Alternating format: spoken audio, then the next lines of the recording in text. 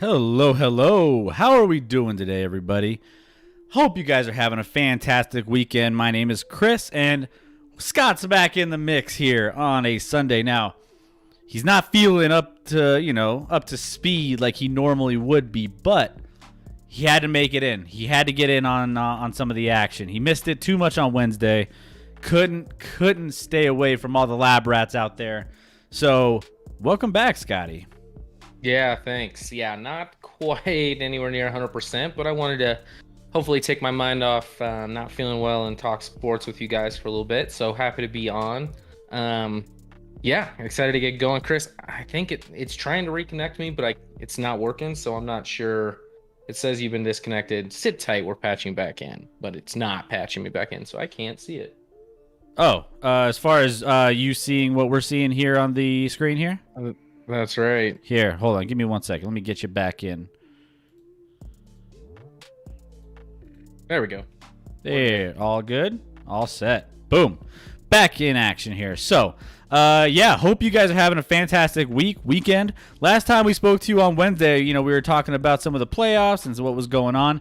We were in the middle of some games that were taking place at that point, and we actually have a lot to talk about. There's a lot that's happened between Wednesday and Sunday that all this is going to be just hitting us all at a fast pace here. Plus, actually, I don't know when this is happening, but we have the big Logan Paul Floyd Mayweather fight tonight. And I'm kind of curious to see. I don't have this on in front of me at the moment. We're going to try to see what we can get here, but I'm curious to see what that's going to look like. We already had, by the way, I don't know. There was another fight earlier on with Chad Ochocinco getting, at one point he got knocked to the ground. I don't know if it was ended up, being a knockout because I think he got up after that. But was that an undercard for this? It was an undercard. I didn't know it either until today, but apparently I didn't see it all. I saw a punch he landed in like for earlier rounds, and then him getting knocked to the ground in I think the last round. But he did get up, so it was not a knockout. He made it through the whole match, and apparently it was a decently entertaining match to watch, and he wasn't terrible. So yeah, that's good to see. Yeah, I didn't even know he was training to be a boxer in this one. So go figure. I guess Chad Ochocinco's got some things going on when it comes to the boxing ring and trying to train up a little bit. I mean, he's a little older. I don't know what he's is this for fun or what, but hey, what up? I think it's for dollar bills. I can't imagine him making a ton of money off one of these undercards, but I mean, supposedly this pay-per-view is going to pay out some money to both these guys, Mayweather and Logan Paul, depending on how many people obviously buy it. But We talked a lot about this on, early on this week. We talked about this one, but we also talked about the other fight that's going to be scheduled between Jake Paul and, what's his name for the UFC fighter. Yeah. I'm drawing a blank right now too. I just have Mayweather in my head. I mean, Mayweather's that's the fight of the weekend, but we were talking about that a little bit. Woodley, Tyron Woodley. Yep. And just real quick before we get going, I wanted to ask your opinion on this. So, if you were Woodley, given what happened in the last fight with Askren, whatever. Given what happened in the last fight, like he came into that fight being, not a bad, he didn't have a bad, following. He had a little bit of, what am I talking about here? He had a little bit of a UFC kind of background. Yeah, none of these guys he's fought have a strictly boxing background, but yeah. But he was established. I guess he had some accolades coming from the UFC. And then after this fight, no one's going to remember those accolades. Everyone's going to be one of these two. What makes the next fight that much bigger is the fact that whoever loses, let's say, Woodley loses, he's going to be in the same situation as, he lost to a YouTuber. No one's going to remember his UFC career after this if he loses. Number two, Jake Paul, if he loses, that's going to be big news because he's been trying to climb the ladder and he loses to a UFC guy who's twice his age practically. Then his reputation just goes down the hole. So technically, this is a big reputation fight, right? Yeah, I mean, listen, I don't know. We're gonna watch anybody's reputation can just go off the charts to an elite level with any of these fights. The biggest person who has something to lose is Mayweather. Mayweather should just if he loses tonight, that would be the worst reputation of all. To be this boxer that's just dominated throughout his career and then lose to a Paul brother, not a good look. Would you hold it against him if 1, age, and then 2, size, and then 3, reach, and all there's a lot of factors, right? So Mayweather can fall back on that, and it's an exhibition. There's no really it's not a formal refereed match either. So yeah, I mean, I'm nervous that it's just not going to be entertaining. Yeah. And I haven't pulled it up on a feed, and I'm not going to pay for it. So I'm worried. When the Pacquiao Mayweather fights that were just blown up to pieces, and then you watch the fight and it's just the most boring fight. Mayweather kind of just held back and got a little jabs in and controlled the fight in that way, but there was no crazy punches or anything like that. So I worry about that with the fight tonight. But no, I don't care what the weight factor is. I don't care about the reach factor. I don't care about any of those things. Mayweather should just smoke this dude. By the way, I saw a video of Mayweather training, and the speed of his punches and the power and the quick jabs that he was putting out there. Man, he looked, even at his age, he looked good. Mayday, welcome. I know you're salty. I know you're a little salty. It's not a good start. We're gonna talk about that a little bit, but sorry to hear about you. Hey, your Phillies won. You got to fall back on something. There's silver lining in everything, and your Phillies ended up winning. So forget game 1. Forget the fact that Trae Young came in and just has continued his success against the Eastern Conference here. But I still think as long as the meniscus doesn't hurt Embiid any further, and he gets better as the series goes on, I still think the Philadelphia 76ers should win. But if he's not healthy, man, you might be in a little trouble here. Yeah, I'd at least take solace in when the game really fell apart was when, for whatever reason, Philly went to an all-bench lineup towards the end of the first quarter and then the beginning of the second, and they just got torn to pieces in about 4 minutes of play. I think they lost by 14 points in that stretch, and that took it from, they were already down 10 or so to like a 25-point game real quick. And that's where, and credit Philly. I mean, in that fourth quarter, they made a run and got it reasonably close, cut it to as close as 3, I believe. So credit them to kind of get back into it. But man, the 3-point shooting was a big difference in that one.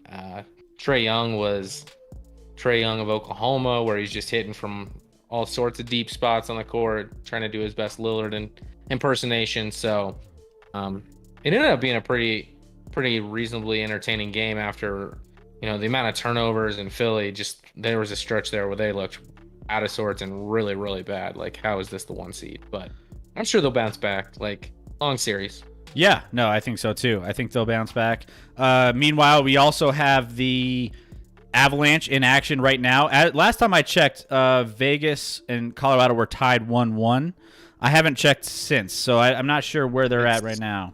It's bad news. It's 2-1 Vegas. 2-1 Vegas. So I got. We got on this, and within like 30 seconds of each other, Vegas scored a goal. And the other game I'm interested in right now with the U.S. men's national team, Mexico scored a goal in the first like 2 minutes of the game. So they're already down 1-0 in that. So Mexico, but that's going off the beaten path. So yeah, right now Vegas is up 2-1 on Colorado, coming up on midway through the second period. Got it. Yeah. I'm pulling it up now here, and yeah, 12:33 left, and they still have. Let's see. Scoring summary. Looks like Brendan Saad got on the board for the Avs to get his 6th goal of the playoffs, and then let's see. Colorado's getting outshot 17-11 so far. So just a heads up on that. But yeah, the first few minutes, like, even though Colorado scored, all the other opportunities were going Vegas's way, and they were jumping with a lot of shots early on. It's kind of leveled out, but and the first Vegas goal was super weird because it ended up they turned it over in the deep in their zone. Guy came across and beat Gruby over his left shoulder, and then it was off the post. But everyone started cheering in the crowd like it was in, and one of the Vegas players had his arms up like it was in.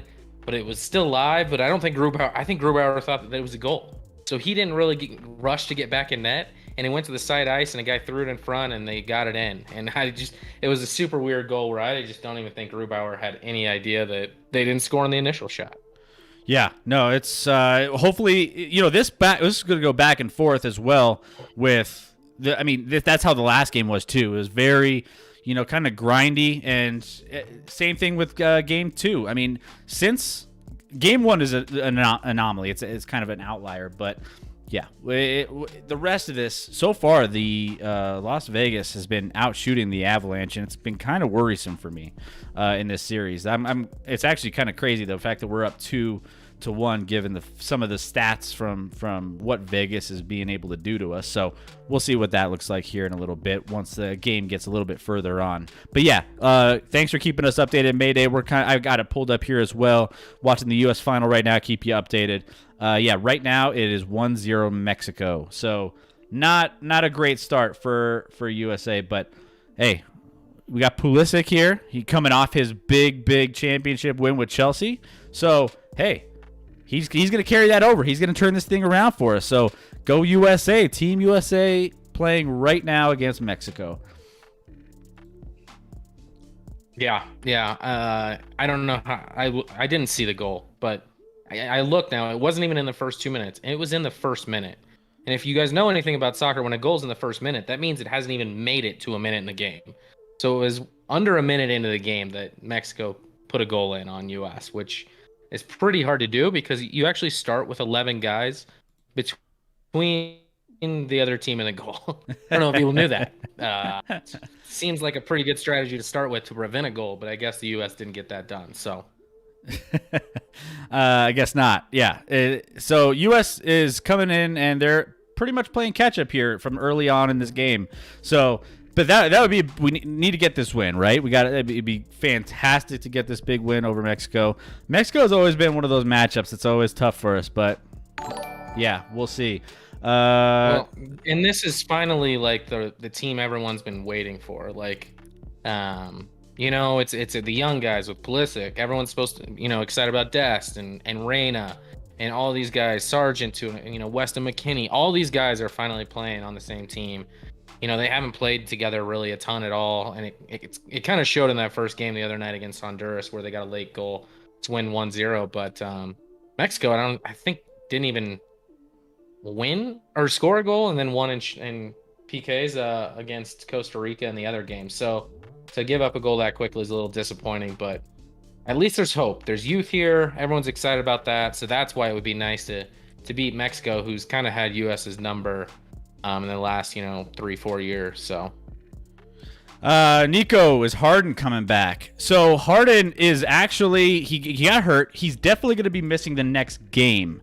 So as far as that goes, it's going to be interesting to see how they kind of, shift away, because this was the injury that set him off for such a long period of time towards the end of the season, this past season. So he hopefully can come back. It depends on how bad this is, but that's a good segue. Let's dive into the NBA playoffs, because we've had a lot of action here, and I want to dive into let's dive into that first game, because that was yesterday. The Bucks and the Nets kicked off their series, and I want to just dive in and let's go check that out real quick. So let's put the NHL on the sideline here, and then let's go into the Nets and Bucks, because I've actually heard some interesting commentary on this, where there are some people that actually prefer and think that the Bucks have a chance to actually win this series.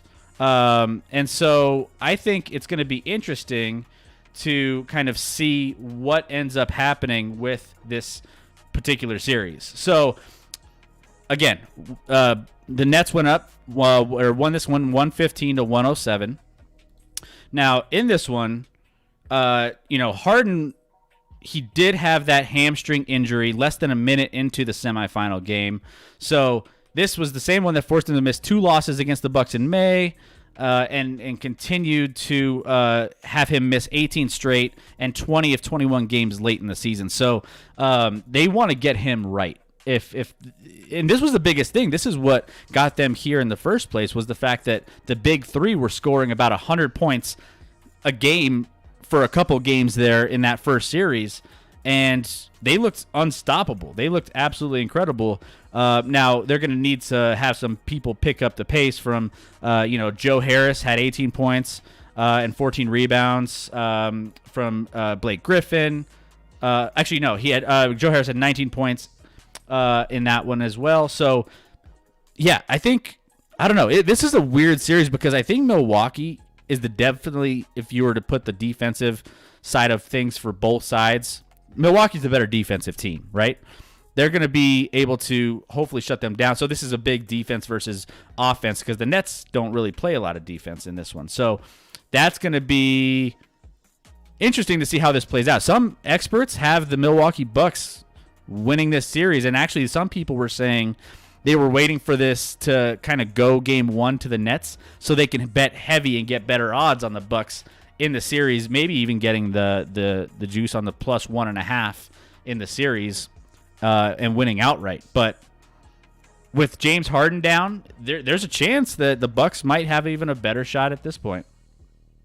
Yeah, I mean, as far as the Harden thing goes, I don't have any more information outside of what you already said, that, he's already been ruled out for game 2. But when you hear, coaching staff talk about how sad they are for Harden and how heartbroken, he's worked hard to get back, and it doesn't feel like he's going to be back anytime soon, in my opinion. This is obviously a hamstring injury that's kept him out for a long time. He came back, played a few games, but the way he just pulled up and started basically walking to the locker room immediately, he knew.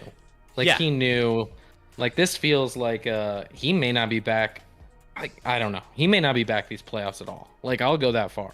And I don't really foresee him, unless Brooklyn starts losing games and they're desperate and he tries to do something miraculous. I don't see him back in this series at all. Saying that, Milwaukee missed an opportunity in game 1. I don't even think Brooklyn played that well offensively. Durant was 12 of 25, which there's nothing wrong with that, but it's not like he was just going off, and Irving didn't either. Durant and Irving both put up, let me make sure here. Durant had 29, Irving had 25, but he was 11 of 26 from the field. So those two combined were 23 of 51, which is under 50%. You take that if you're Milwaukee every time. Milwaukee lost this game at the 3-point line. You can't go 6 of 30 from 3 and expect to hang with a good Brooklyn team. So, Giannis had a really good game, 16 and 24. He dominated inside and got kind of pretty much whatever he wanted, and actually went 2 of 5 for 3. So he played really well. The rest of the team, a little bit disappointing, especially from the 3-point land, where both teams shot. Milwaukee rushed. I felt like when in the middle part of this game were rushing shots. Not that they were bad looks, but when you're playing a defense like Brooklyn, I feel like if they're patient on offense, they can get, move the ball. You're going to get great looks instead of average looks every time. And they were missing a lot of these average looks. And I think that ended up costing them. Like, for them to only put up 107 against this Nets team in game 1 isn't good enough at all. But game 2, we'll see what happens. Should be, interesting to see if Milwaukee's able to bounce back. And it seems like in the postseason, they've kind of had these off shooting nights and then bounce and have like great shooting nights. So that inconsistency's been there. So maybe they'll bounce back with hitting their 3-point shots in game 2. Oh, no. Mayday. I hope you're wrong, but he got 2-0 Mexico at the moment.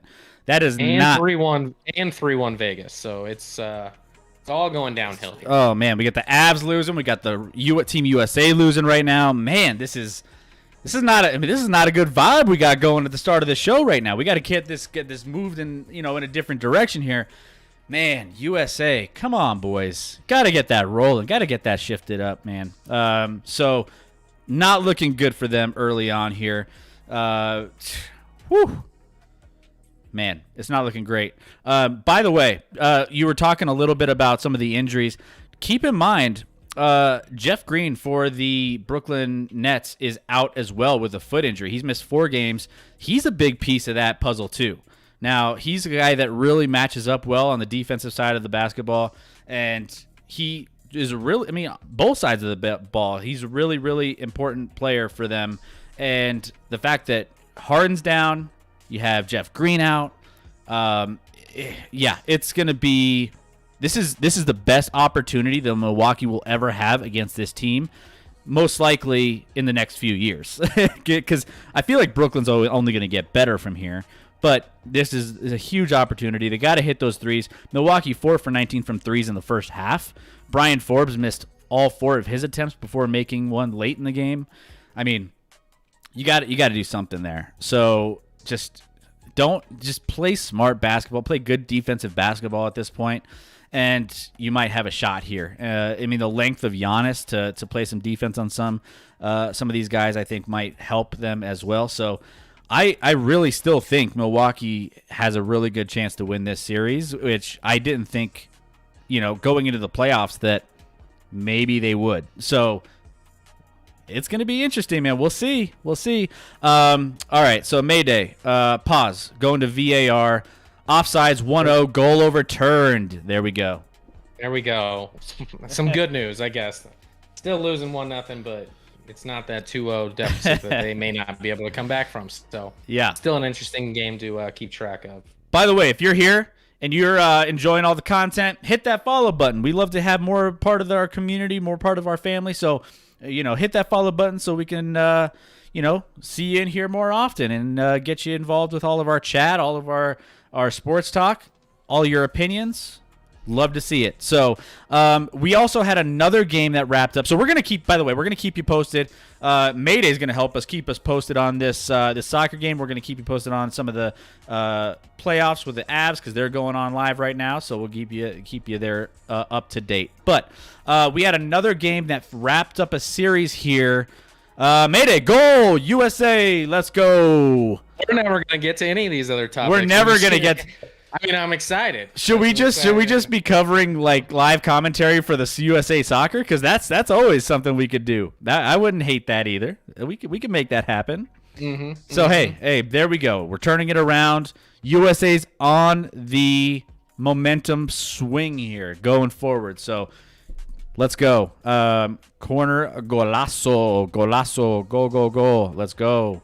All right, cool. So let's get you caught up to speed here in another game that took place. We finished up another series here, and that was the Clippers and Mavs. So I want to touch on this a little bit because that was a big one for the Clippers to come back and get this win. Now, we thought that this might happen when Luka was feeling a little hurt here, but the Mavs end up losing. Now, keep in mind, I got a couple things for you here. This was the first time in NBA history the road team won the first 6 games of a playoff series. Like this, it was just all the road teams winning in these series here. The Clippers became the 5th team in league history to lose the first 2 games at home and come back to win a playoff series. Luka had 46, 14 assists, 7 rebounds. So he just dominated left and right all throughout the playoffs so far. And the Mavs, who have yet to win a playoff series since capturing the NBA championship in 2011, it was a kind of a bittersweet for Luka. He finished the series with 250 points, 55 rebounds, and 72 assists, which is insane. Paul George actually had a decent game for once. 22 points, 10 assists, 6 rebounds in the closeout game here with the Dallas Mavericks.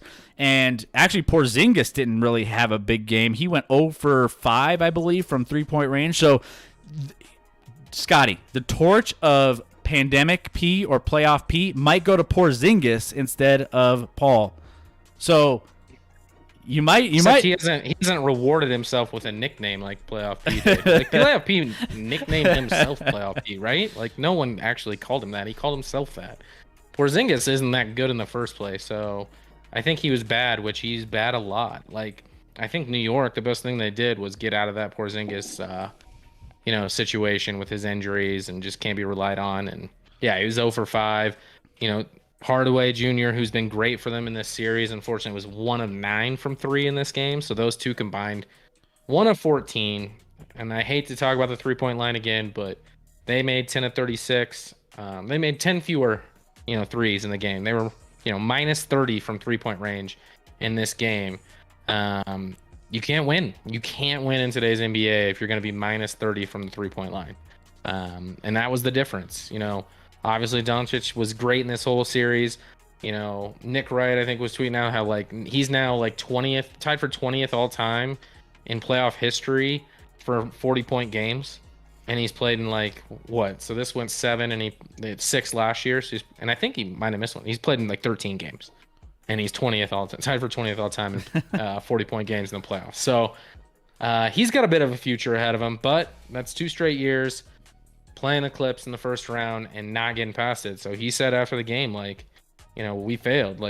We're paid to win and to move on, and we didn't do it. So disappointing for him and the Mavs. But now everyone's Clippers, who they hype up so much and that they're so talented, are now moving on to play Utah in a series that I actually like Utah quite a bit in.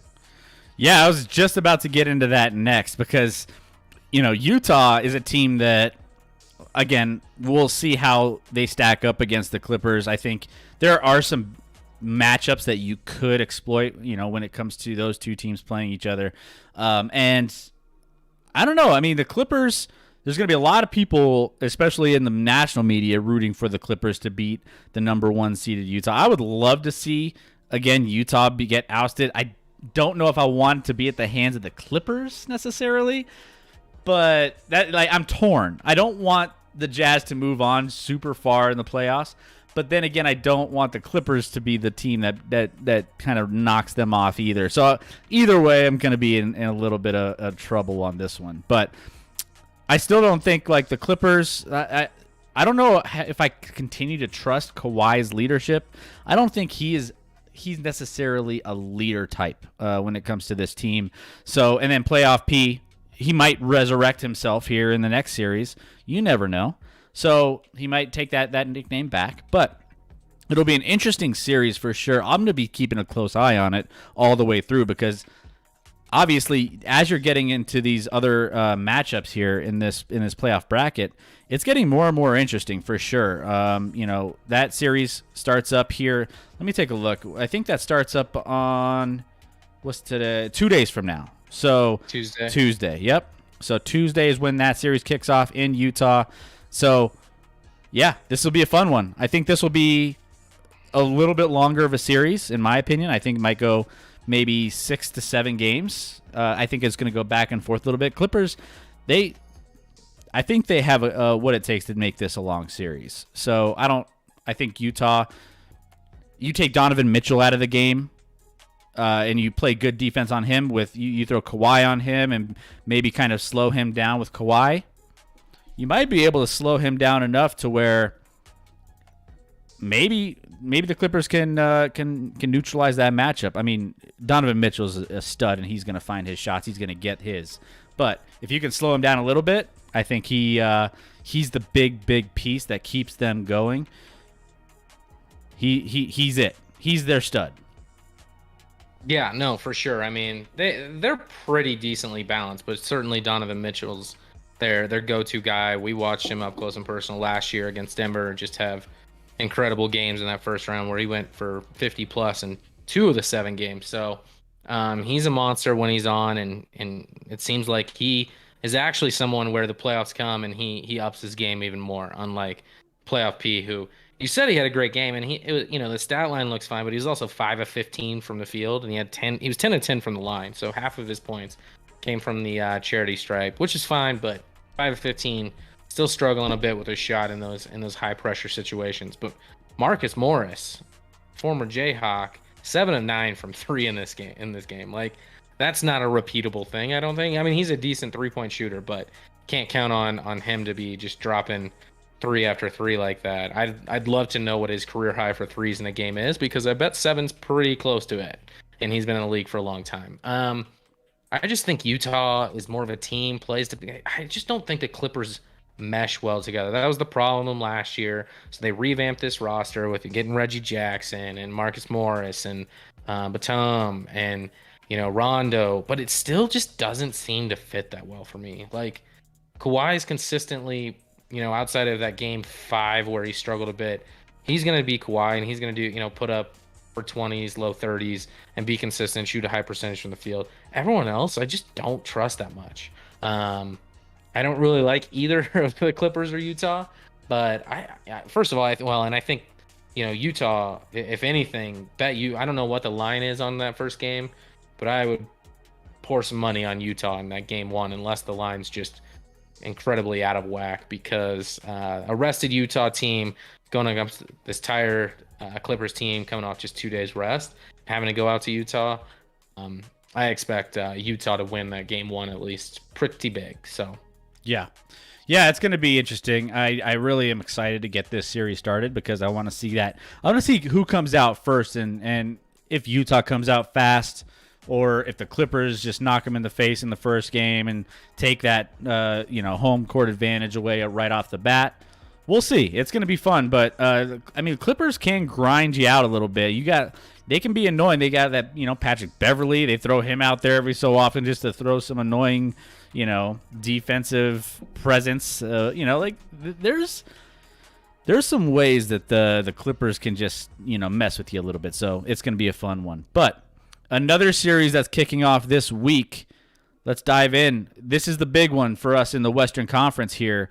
We're going to save the Eastern Conference for last, because we know we have somebody in the stream here or in our chat that really doesn't really want to talk to us. So talk about the other Eastern Conference game.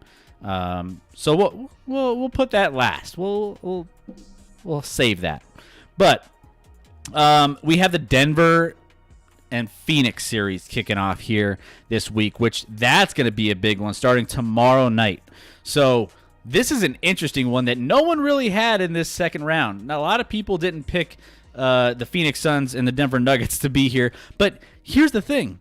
They're the number 2 and 3 seeds. It's not like these guys aren't, they're just scrub teams that just made it this far. They're the number 2 and the number 3. So they've earned their spots here. They've earned the home court advantage to get to this point. And, it's nothing new. Ratings-wise, people aren't excited about it because no one really knows the Phoenix. Denver's a little bit higher on the totem pole when it comes to people wanting to see them play more over like a Phoenix Suns team, I would think. But Phoenix has definitely come up this year. Chris Paul, DeAndre Ayton, Devin Booker, all of them are just on fire right now. So, they did what they had to do with the Lakers and put them away, and they're starting up their series here with Denver here coming up. Now, I've been listening to a lot of the radio waves. There's a lot of national people out there that think the Suns are the much better team here. I don't think it's that far off from what we saw in the last series in a lot of ways. There's some interesting matchups and things, but I mean, they're pretty comparable to, what the Nuggets had to deal with in their last series as far as, a big time scorer. You have Devin Booker kind of is the equal to, a Damian Lillard. You have a point guard, for Chris Paul, who's, the equivalent to, maybe I would even. He's different than McCollum, but they do different things. But you can kind of put them similar levels there. Yeah. He definitely is. Yeah, he has some moments where he's kind of like a CJ McCollum when it comes to him taking over and scoring a little bit in the paint and getting to the rim and hitting a three here and there. And then you have DeAndre Ayton, who is like a Nurkic type thing. But here's the difference, in my opinion, is the fact that I feel like there's a lot of players on this team, the Phoenix Suns team, that may not have the same experience in the playoffs as like the Denver Nuggets do, who have been in the playoffs and have done this over the last couple seasons. Now, it's definitely nice to see some of the Denver Nuggets coming up and being able to, execute, i.e. like Monte Morris has been big in the last series. And some of the guys that, have been coming off our bench We've had some big output from Michael Porter Jr. and Jokic has been his MVP self. So I don't know. I think this isn't just a runaway by Phoenix by any means, but that's all. I'm hearing a lot of just Phoenix easy. Phoenix wins this series, and I'm like, I don't know. I don't know if it's that easy.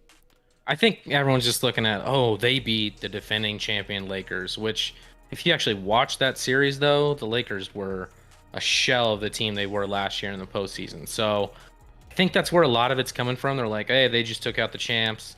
They're going to roll over a Denver team that doesn't have Murray, still hasn't got Barton back, without PJ Dozier, like all sorts of injuries there. So I think that's where the national media comes in at. But I think you're right. Like, to me, these teams are like very evenly matched. I think this should be a really, really fun series. One matchup that no one in the world would probably talk about, but you'll love it, is the key to, if you remember years ago when the Nuggets had a playoff game series against the New Orleans, whatever they were at the time. I don't even know what they were at the time. Hornets, I think, with Chris Paul on the team at the time. And I'm drawing a blank on the guy at Duke that was on our team at the time that just annoyed Paul to no end and frustrated him to the point, like, you can get in Paul, like, if you're just annoying. It was Dante Jones, right? It was Dante Jones. Yep. If you like, you can get in him mentally, and I think that's the guy. Like, I can just see them putting a little Compazzo on him, and just Compazzo just like being that gnat that just like sticks on him and is like annoying the hell out of him and just frustrating to the point where, like, at times Chris Paul can start to get a little dirty. He can get frustrated and not be the same. Like, he's such a patient offensive player and a smart offensive player, especially at this point in his career. The athleticism isn't where it used to be, so he does it with smarts and skill and stuff like that.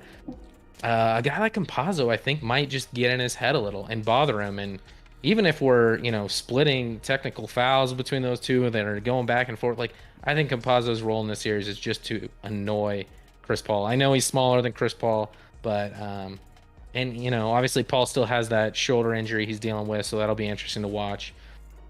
Joker should just eat if Ayton's guarding him. Like, everyone looks at Ayton, he's athletic. Yeah. Like, it doesn't make sense to me that Ayton's not a better defender than he is, but he's just not. He's long, he's pretty athletic, but he's not. He doesn't have a chance of guarding Joker one-on-one at all. So that's if that's what they end up doing, that's going to be something where Joker should just eat all day. You wait till. So here's the big thing that I'm going to keep my eye on is them stretching Ayton all the way out to the 3-point line and opening up the center of the court. Oh man, you want to know who's gonna eat? Is Aaron Gordon cutting to the basket with no one else inside? Because once Ayton has to start defending Jokic from the 3-point line, that changes everything. Because you have Denver's a very good cutting team. They find the open man going to the hoop. Look at the point. If we're winning the points in the paint, and if we are being able to stretch out and give Aaron Gordon and Michael Porter Jr. some time to get in. By the way, I want to see Michael Porter Jr. get into the paint more. I feel like he's always hovering around 3. He took a couple, drives to the paint and got some good buckets. I want to see that more of that, by the way. But there's some. I think Michael Malone coming in and putting together a game plan to open up the in middle of the paint there. I think it's going to be a fun one. We'll see. Big save, Team USA. Nice. Hey, let's keep it rolling. I switched to that. I got that on the side here, and it's a little one-sided on where that ball is right now. So I'd like to see the U.S. get it on the other end of the pitch a little bit more, but 1-1 still. So coming close to halftime in that one. Did you see Joker, claim that, Ayton might be the best defender he's faced, and then they went into their stats in this preview, and like Joker averaged 25.7 this year overall, not against him. 25 in the regular season, he was 25.7 with 13.7 rebounds, and in 3 games against Phoenix, he put up 22 and 12 rebounds. It doesn't say his assist numbers, so I'm like, so he averaged 3 less points and 1 less rebound in those 3 games, which is a bit of a small sample size. So. And those all seem to come at the beginning of the year, where usually, and not necessarily this year, but a lot of times Joker takes a little time to get going during the season, although he was pretty solid throughout this year. So I think Joker saying that is almost like, hey, make sure you guys read this. Like, just leave me alone with this guy, because he's real good at defense. Like, I'm not going to be able to score on him at all. Yeah. So, maybe a little gamesmanship there, but we'll see. Should be fun. Tomorrow night, I'm actually going to be in Arizona on Wednesday. I fly out on Wednesday, so I thought about going to like a game 2 on the road in Phoenix. That would have been fun, man. I don't know if I'll make it happen or not. Just a busy stretch of days out there, so maybe not. But I'll be out in Arizona to watch them play at least game 2, with game 1 being tomorrow night. I want to get you to, find out some dirt on their local media and what they're saying about us, and that I'm always interested in what they're like, their fan base, their radio, their all that, just to see what they say. But yeah, man, that'll be fun. That'll be a fun little trip if you're able to get it. I don't know. I wonder what ticket prices are down there. I did look. They're not. I kind of expected them to be lower than Denver, and that's not necessarily the case. But it's also hard to tell. Like, they only have 2 levels, where Denver has like 3, so it's hard to know. Like, all right, if I'm in the top level, how far up am I? Is that still a decent seed? Who knows? But they were a little higher than I thought. So, and then I started looking at like all their first 5 rows include like this club area with food and drink included, which I was like, oh, that sounds nice. So in this series, then, who do you got? And how far you got to go, and who do you got? Oh, what the heck! I'll take Nugs in 7. I think it's a toss-up. So in a coin flip type series like this, where I got to go with my boys, right? I got to go with the Nuggets. Winning a game 7, they're a little more battle tested in the playoffs, a little more experience there. So I think if it came down to a game 7, they'd be a little more comfortable in that spot than maybe a Phoenix team that, hasn't really been in that situation. And once Anthony Davis was out in that last series, LA was just terrible. So I don't really think them closing them out and winning those last 3 was like some impressive, incredible feat. Like, LA looked like a bad basketball team after that. Maybe Phoenix had a role in that, but I think this is going to be a back and forth one. I think all these games are going to be super tight. I think the 3 they played this year were really, really close games. So it should be really interesting. And give me Nugs in 7. I'm going to go out on a limb, and it's not a hot take or anything, but I almost think it's going to be similar to what we just saw in the series that just concluded with the Nuggets and Portland Trailblazers. I think it's going to be more of a six game series. Maybe the Nuggets take it 4 games to 2. I think it's going to be a little bit more one-sided when it comes to our depth and players. I mean, not to mention, it's going to be interesting once Will Barton comes back, which he could have come back potentially from certain sources around the Denver metro area, the sports landscape here. They were thinking about maybe getting him back into the last series, and he just got more rest, and he's going to be feeling good. Not to mention PJ Dozier is going to be coming back eventually. He's a little bit further off, I think, but he might come back maybe towards the latter end of this series if he's healthy enough. So the longer this goes, the more healthy we get as well. I don't know. I just think that the team has really gotten in a nice little kind of rhythm with each other. They're Michael Porter Jr. is in a nice rhythm. They're finding him with the ball. I don't know. I just think they don't have I don't know if they're going to have a big answer for Michael Porter Jr. if he keeps, having big games like this. So I don't know if there's who matches up on Michael Porter from Phoenix? That's going to be potentially a Jay Crowder, which probably he's a defensive specialist, and he's pretty good, but maybe what's his name? Who's their other wing? I'm drawing a blank on his name right now. Yeah, bother me a lot. I'll get it in a second. Yeah, but I just think the Nuggets might have a little bit more depth once Chris Paul comes off the court, DeAndre Ayton comes off the court. Those guys. I think just we might have a little bit more to fall back on when it comes to our bench. So that's what I'm relying on. I think that's going to be the difference in the series, and I think that's going to be a six game series, 4-2. I got Denver. So that's where we're at.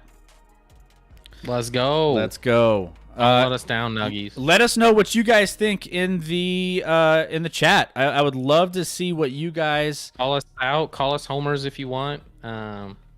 That's fine. I can handle it. I can handle hate. I'd love to hear what you guys have to say. Deb, as long as Millsap doesn't shoot threes, we should be fine. He, I think, sucks at threes. Yeah, no, he's been awful. Ducks at him. He ducks at him as well. Yeah, he sucks and ducks, which is weird because like the past couple years prior to that, he was actually pretty good from three. And I feel like the one thing at his old age that shouldn't dramatically change is the 3-point shot. So I don't know if it's a mental thing, but yeah, he was not good in that series against Portland. So hopefully he's better now, or we're just playing him a little less. But I don't really want to see him taking twos either. I don't even know if the guy can dunk at this point. He's like 6'8" and can't jump. So I don't know. Millsap, I think this will be his last few games with Denver, depending on when this season runs out for them. But yeah, let's not have him go ISO a lot, perhaps. Yeah, no, it's and you know what? I want to put a poll out. To everybody here, and I want to just see what you guys think. So that way we can vote. You get you guys involved real quick. We don't do polls very often, so I want to add a poll in here and make sure that we get this going. So we're gonna set this up for. Let's see. Let's use the time. Let's get this going. All right. We're starting the poll here. We have an hour on this poll, so you will see it in the chat here. I think it pops up here, but let me see. Let me get this going. Bear with me here, but in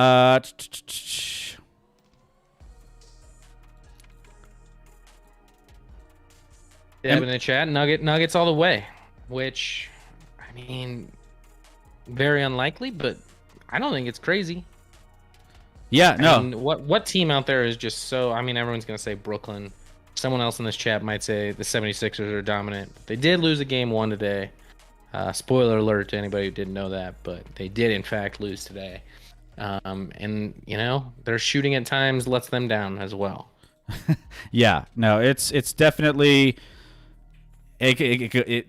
Man, there's a lot of interesting series, that's for sure. We threw the poll out there.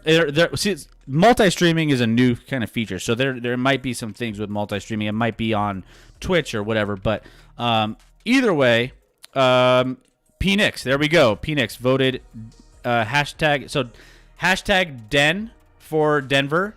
exclamation point Denver, DEN, and exclamation point PHO for Phoenix if you want to vote there. So obviously we got P Nix. Thanks for jumping in, P Nix, for getting us a nice little vote there.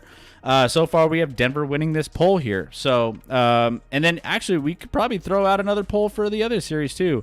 As well. So let's go ahead. Let's dive into the other series while we're here. And unfortunately for May Day, we're going to be touching in on this Philadelphia-Atlanta, which I don't think it's far from over. It depends on Joel Embiid and his availability and everything. But in this first game, Trae Young ends up leading the Atlanta Hawks to a Game 1 victory here in this first opening round game. Scored 25 of his 35 points in the first half. Joel Embiid obviously had that issue with his torn meniscus. I've never had a torn meniscus, but I don't know exactly how painful that is in the grand scheme of things when it comes to like most injuries. It seems like he's playing through it, and obviously it's a thing because he's mentioned it that he just is trying to get through it. But what I read, the fear is more so that it could tear further, because right now if it's a slight tear, it's something people can play through, but there's definitely a fear and a danger with you playing that you could injure it further. So it's not one of those where it's just you play through the pain but there's no risk for further injury. So that's the concern there. But I mean, he went for 39 today, so looked good out there today. They don't have they don't have a guy who can guard him on Atlanta's roster at all. So he looked good today. Seth Curry looked good for them. He was the only guy from three that was really knocking down shots for him. But a little more balanced effort. Bogdanovich played pretty well for Atlanta. Gallinari had some minutes and some moments. I'm like, how is this guy still moving? I feel like he's got to be 100 and all the injuries he had throughout the years. But I don't know. I mean, obviously there's something. Atlanta now is 5-1 in the postseason.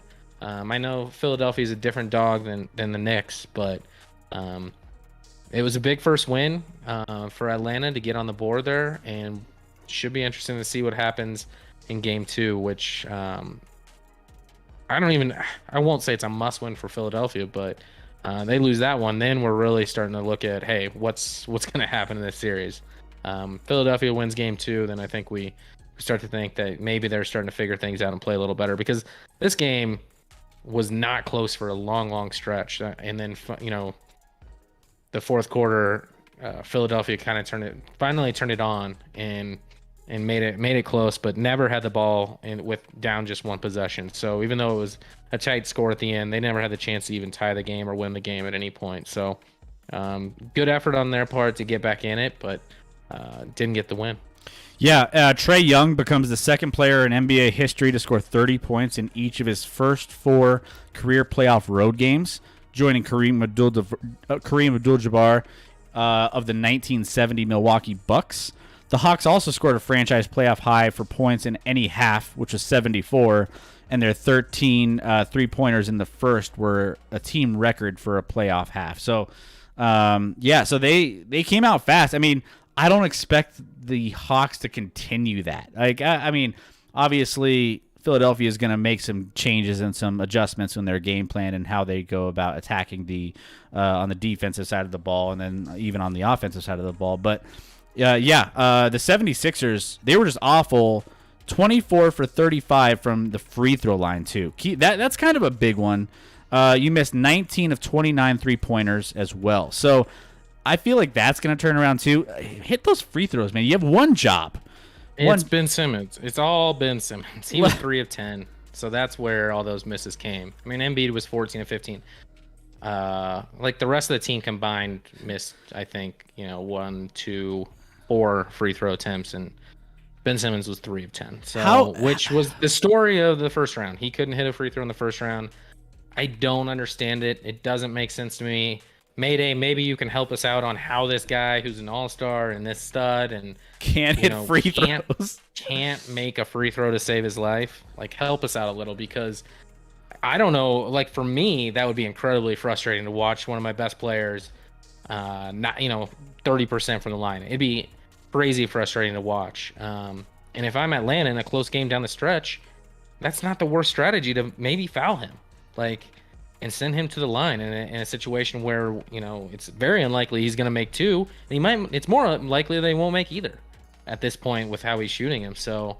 Help us out, Mayday, because that's crazy that a guy who can work every day at your craft shooting a basketball and you're that bad from the free throw line. I mean, that's the difference in this game. If you look at it, 124 to 128. You lost by 4 points.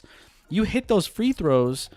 You're a liability. I mean, it's kind of like a hack-a-shack at some level where, late in a close game and you're down, you hack Ben Simmons. He's a guy that has the ball in his hands quite a bit on that team. So it makes it a little easier to get him to the free throw line. That would be terrifying for me as a fan of that team, knowing that if you're in a close game down the stretch and he's going to the line, one of your best players going to the line to shoot free throws, to go up in this or to kind of ice a game, and he's not going to be able to. Like the pressure, he just can't hit him in general, but you add pressure to that, it's not good. That might be a big piece of this puzzle when it comes to Philadelphia. Like, he needs to turn that shit around. That's for damn sure. So, Mayday, yeah, you got to figure that out, man, with your boy. Make sure that he gets his free throws in. Jamal Murray grew up hitting free throws, like 100 free throws after every single time. His dad was out there, like in the middle of winter in Canada, having him shoot free throws, and that's why he's like one of the best free throw shooters in the league. Joker. I mean, can you imagine Joker getting fouled at the end of the game and him being a bad free throw shooter? It'd be awful. So yeah, I still think Philadelphia has a chance in this one as long as Joel Embiid is not hindered by his. I mean, he said he's definitely feeling the pain, but he's playing through it. But as long as he's healthy, I think they still have a shot to win this series. But there are some people picking Atlanta to win this series that are big time names across the country and major media outlets that have Atlanta. So, man, there's a lot of stuff going on in these finals here. These NBA, coming down the stretch. These second-round matchups looking pretty solid, man. Looking pretty interesting. Yeah, I think it should be a lot more intriguing than a first round that oftentimes in the NBA doesn't have a lot of closely matched teams. Unlike, there were a few, especially on the West in this first round, but the East was just a blowout in pretty much every series in that first round. None of those series went past 5, if I'm not mistaken. So it should be a lot more interesting on the Eastern Conference side of things. And let's get some long series in there and get some real hate for the other team. Like, I like to see that. So yeah, no, I think Trae Young is polarizing. A lot of people are either loving or hating him, depending on who he's playing against. New York obviously hates Trae Young. There's a little bit of blood going on. That could be a future thing moving forward. Atlanta's on the way up. New York Knicks are on the way up. So there could be that back and forth. On future seasons coming up here soon. So that'll be a lot of fun. I think the Portland and Denver, that's going to be a nice little rivalry. That's kind of developed over the last 2 seasons with them meeting in the playoffs and going long. We'll see if Portland keeps their team together. They might blow it up a little bit. Portland already lost Stotts. Stotts, the head coach, already mutually agreed to part ways. So that's already out the door. We'll see what they do. Lillard came out and said, my choice is Jason Kidd. I want Jason Kidd to be the coach. Jason Kidd came out today and said, I'm not even putting my name in the ring, so I don't want that job. It's so weird how that's like, you endorse a guy who doesn't, obviously he doesn't want to screw with I think that was the big thing. He didn't want to mess with the integrity of some of the other names that were already in there. There was some things that were being, already worked on and talked through with other coaches. I think Chauncey Billups was in there. There was a couple others that were in the mix for that Portland job as well. And by the way, all of those guys, we love Chauncey Billups here in Denver, but I feel like all those guys have some sort of downside to them where it's like, like there's this questionable backgrounds with a couple of those guys. So it's interesting what Portland's going to be doing moving forward. And Nurkic, I mean, he was kind of cryptic in his last press conference when he was, talking to the media saying, yeah, if it's the right situation, I'll be back. Otherwise, who knows? And they were like, what's the best situation? He's like, I don't know. I'm not sure what that looks like. And it's like, he doesn't sound like a guy that's excited to like get back into, working with Dame and working with, I mean, CJ McCollum's gone. He's definitely not. If CJ McCollum was in a Blazers uniform next season, I would be shocked. Absolutely shocked. Because he's not going to be there. They got to find a trade partner. He's early on in a new deal that pays him a lot of money, which not to say McCollum doesn't earn that money, but they do have to find a trade partner. But they got to mix it up somehow because their roster continually makes the postseason, and outside of 2019, has not got past the first round. So they need to do something. They need to mix it up because Lillard's too good to have these teams that just can't get anywhere in the playoffs. Yeah, Lillard is, I mean, I don't anticipate him going anywhere outside of like a massive blockbuster trade, but he's got some time and money on his deal that, I mean, Blazers can't get rid of him. They got to do everything they can to keep him there because that's the minute he leaves is the minute that Portland is absolutely back to the bottom of the entire Western Conference at that point. Yep. It doesn't matter who they get. I don't think there would be a player of his caliber that you could replace him with in any trade unless you have some blockbuster in return. But man, Portland, they're in a dark place, I think, going into this offseason. I don't know what to expect with them coming in. They're not going to, I don't know if they're going to be back to this level for a little bit. Mayday update. I'm doing homework now. It's all right. We're done talking about Philadelphia 76ers. So, hey, you're more than welcome to put the homework aside. I don't want to, take you away from, getting your stuff done. But we're done talking about Philadelphia. So, you can tune in and, be back part of this. Well, who knows? But going back into this, that kind of wraps up a lot of like big storylines here when it comes to the NBA playoffs. Now, we're going to have a lot to talk about come Wednesday. A lot going on. We'll have a couple games under our belts. We'll have the Denver-Phoenix series going. We'll have the Atlanta-Philly, Milwaukee. All these teams are going to be playing in the next couple days before Wednesday. So we'll have a little bit more of a sample size. Let us know what's your favorite series, by the way. There's a lot of great teams or a lot of great series here that could go either way. I mean, Brooklyn's not a lock to win that series.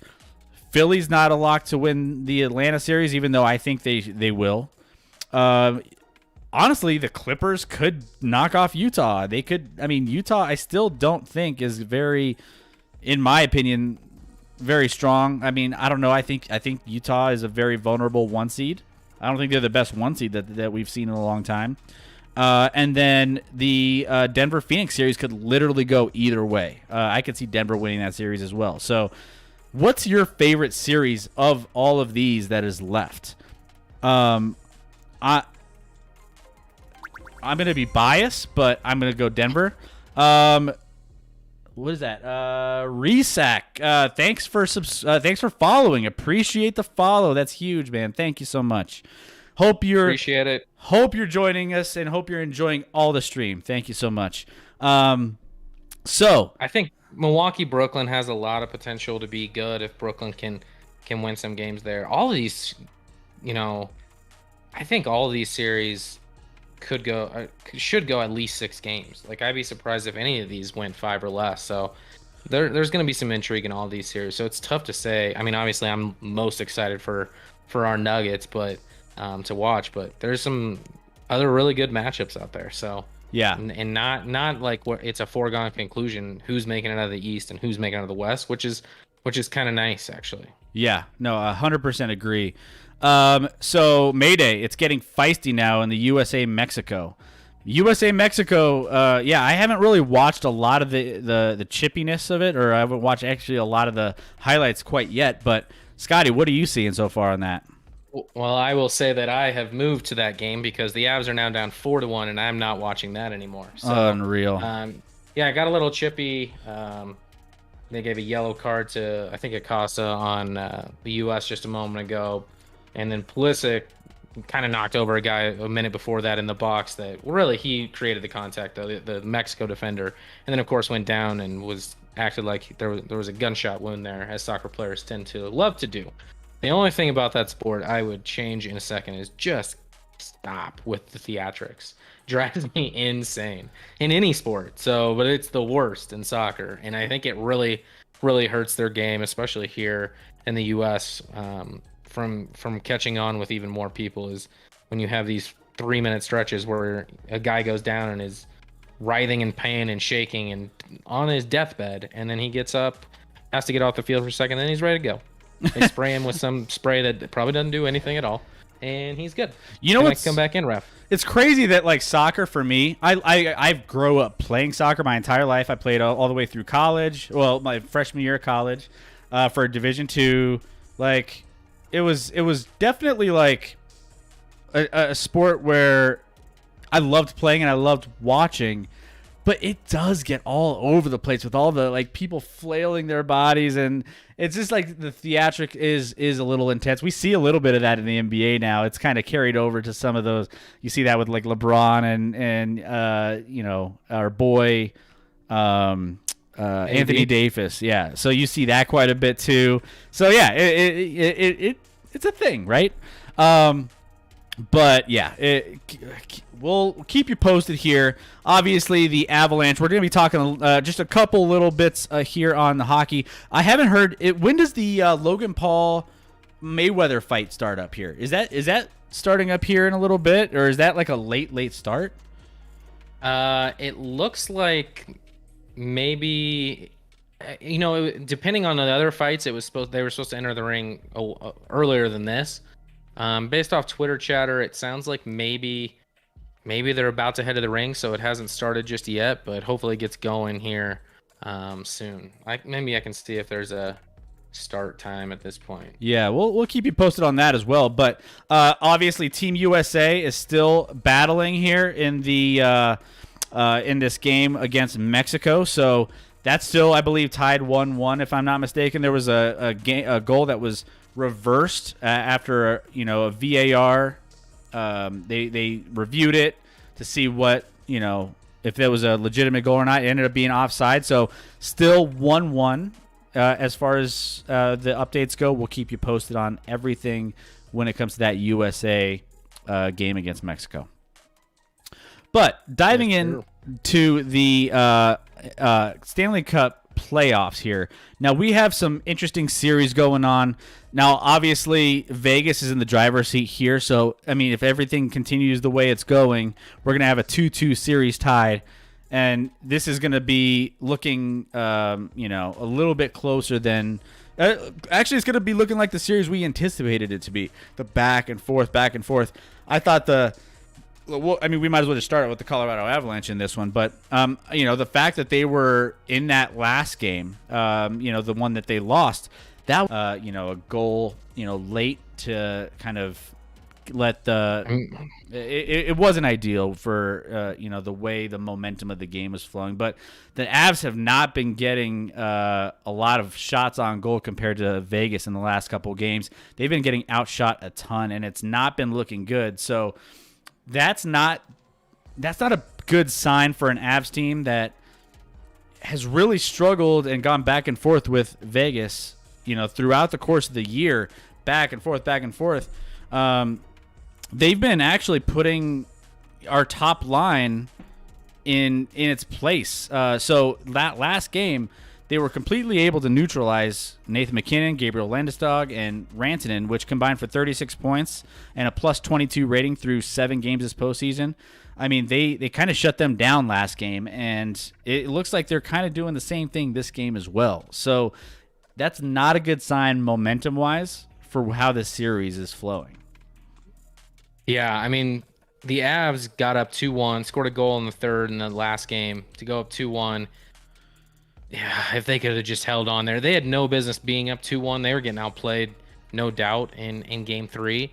They had that 2-1 lead and gave up back-to-back goals in a span of like 45 seconds to lose that one 3-2. And this one, you know, basically they got called out in the post-game presser by the coach on how poorly they've been playing over the last 5 periods at that point. And hoping that would get him going a little bit with Jared Bednar, and, you know, encouraging him that way. And it doesn't seem to have worked that much because they've kind of come out with a similar energy. Vegas has controlled this one up 4-1. McKinnon, it looks a little bit invisible out there. At times trying to create a little too much.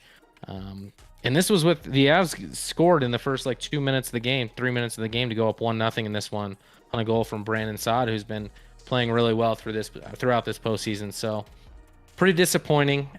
But you know, if they lose this one, we got a 2-2 series, and we knew this was two of the top, if not the top 2 teams in hockey, minus apparently the Montreal Canadiens, who are the greatest team of all time right now. But oh my gosh, are you kidding me? Like, they're insane. Yeah. So yeah, it's kind of crazy. So, you know, going into the series, man, and even like in the first 2 games of the series, the Avs have just been on a roll. You know, McKinnon going into that second, I believe, or that first game. Obviously, everyone, you know, ate on that game. It was a 7-1. They had a goalie in there that just hadn't. It was his first start ever. I think it was Robin Lehner, surprise starter. You know, because they were giving Marc-Andre Fleury a bit of a break in that first game. Avalanche took advantage and won 7-1, which I'm so glad they did, because the rest of this series has kind of been, you know, all over the place. Grubauer, 39 saves in Game 2 in the overtime win, becoming the first goaltender in franchise history to pick up 6 straight victories to start the postseason. Didn't end up lasting any longer than that because the Avs dropped the next game. But again, that, you know, as far as that overtime win in Game 2, Colorado finished 2 for 6 on the power play and was outshot by 41-25 margin. Like, I mean, I'm surprised that we ended up winning that game. And in that game, also, Vegas, that doesn't even count for all the shots that went off the post in those games behind Gruby, because there were like 3 or 4 of those that don't actually count as shots on goal, by the way. I learned that. It's off the post, but this game could have easily been like a 5-2 game. It wasn't. It was a scary game if you're an Avalanche fan. So you're glad you got out of that one. But going into that game, first game in Vegas, I had low expectations based off of what I saw in Game 2. And it was what I expected. You know, after leading the league with 86 points, 8% success rate during the regular season, Vegas ranks 12th in its penalty kill during the postseason, having allowed 7 goals against 24 power plays. They've been playing really well against the power play, and we for some reason we haven't really been able to, like, you know, crack that code quite yet. We're like get a good rhythm and a momentum on the power play. We just haven't been executing on that side of things. And this has been a really physical series, too, given the fact that there's been a lot of penalties and a lot of people in the box over the course of this series in the beginning 3 games so far. So you gotta execute on the power plays. Yeah, they haven't had a lot of power play opportunities tonight. 2 power play opportunities, but one of them was ended really, really quickly when they called an interference penalty on Makar, which was just a terrible call. But so that one only lasted probably 10 or 15 seconds anyway. And then they had one at the top of this third period that they got a couple opportunities and chances on, but weren't able to put anything in. And now kind of coast. I mean, they have 15 shots in this game with 10 minutes, 8:49 left in the game. 15 shots from a team that, you know, was a dominant offensive NHL team with the number 1 line in all of hockey.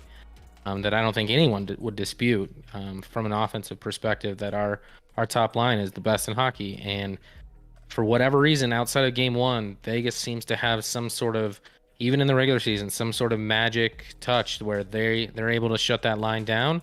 And then shutting that line down leaves a lot of work for our other lines to try and create chances. And, you know, Vegas is really deep and difficult to play. And seems to be a lot stronger on the puck in these last few matches. I mean, Colorado seems to just be fumbling the puck. You know, a lot of unforced errors. The first goal tonight was an unforced error, and just not a lot of confidence in what they're doing right now. So I don't know how they need to change it up coming back to Denver for Game 5, but something's got to change. Or we were gonna go from up to nothing to potentially losing in 6 if we don't get this going. So Avs got to wake up and figure something out and mix something up, because right now it's just not working. Yeah. So Mayday in chat, 60-minute no change. So yeah. So as far as you're referring to the USA Mexico game, still 1-1. I'm tracking it here. Yeah, we're 60 in. So we still got a little bit more time. I think based off of what we're seeing here, possession 54-46 in Mexico's favor. So yellow cards, there's 2 yellow cards on Team USA side, none on the Mexico side. But Mexico's definitely seeming to get more on the USA side of the half of the pitch, quite a bit more than it seems like the USA is getting on the Mexico side. So, I mean, Ooh. Oh. Sorry, I'm watching it on the side here. Good opportunity, got a shot with a tough save, but the rebound was there for the taking. I couldn't tell who it was. I mean, McKinney was either the original shooter, and I think it might have been Sargent that was following it up and did not do a good job on the follow-up. But McKinney with a really good shot, and it was Sargent following up and couldn't quite get his leg around it to put it on goals. But of course, it all started with Pulisic with a good pass to McKinney to get the opportunity there. So this half that I've been watching, I feel like the run's been a lot more even, as far as there was a stretch in that first half where the U.S. was kind of getting it taken to them, but in this half, they've had the ball a lot more than they did in that first half. It seems like getting more confident, like where it's headed. It's good to know that they're getting back into controlling the ball a little bit more. But yeah, I want to dive in. So to this crazy turn of events down here in the bottom corner of this bracket with Montreal, and the fact that they, took that first series with the number 1 seed Toronto. Now, again, we've mentioned this plenty of times. Hockey, the worst team can come in and make a run.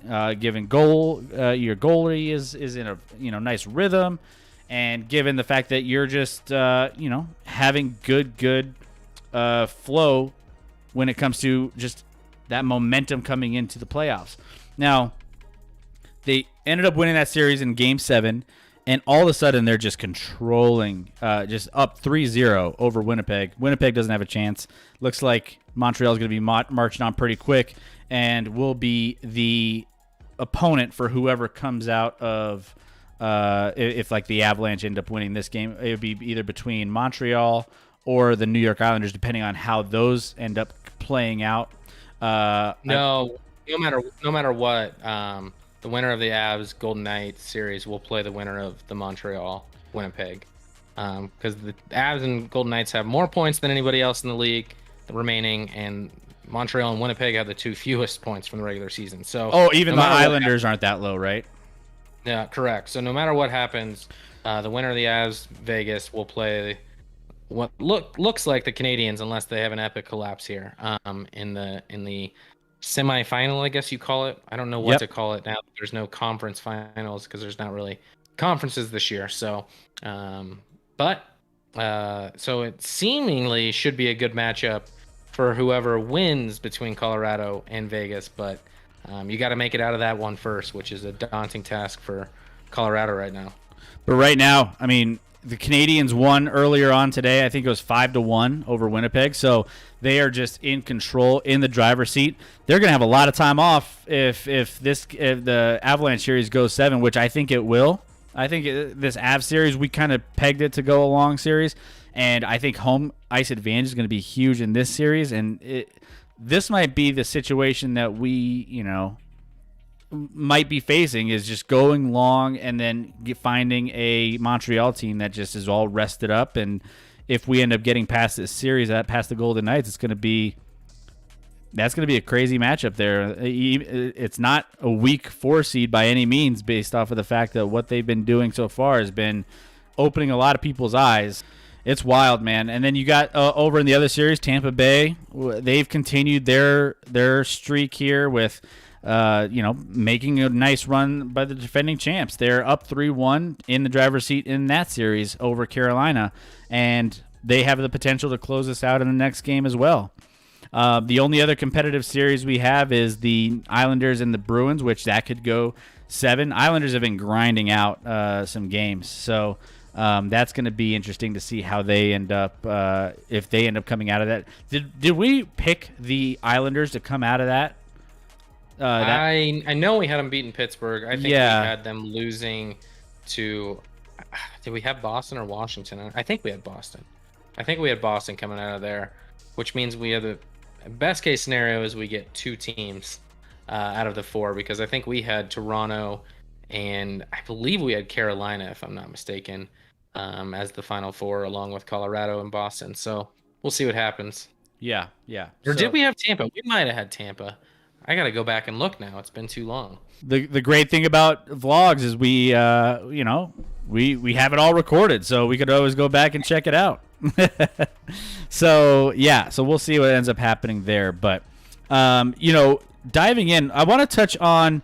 Let's talk about some of the local Mile High side of things with the Rockies. We like to touch on the Rockies, but I want to get into some viewer choice as well, because there's a lot of stuff going on here in the sports world that I want to get your opinions on. I want to throw out some of mine, and we can talk about what's going on.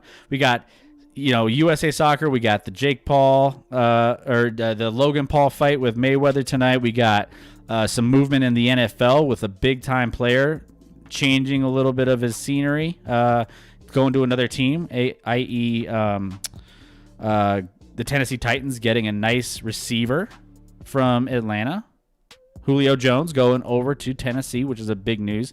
But real quick, we touch on the Nuggets, we touch on the Avalanche.